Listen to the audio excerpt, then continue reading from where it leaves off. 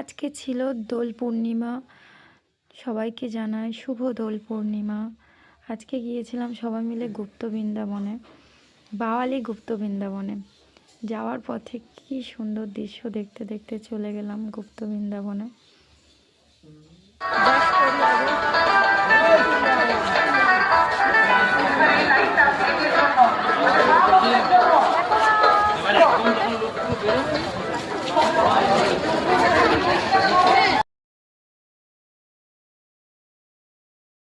আমার সাথে সাথে তোমরাও দেখো কত সুন্দর।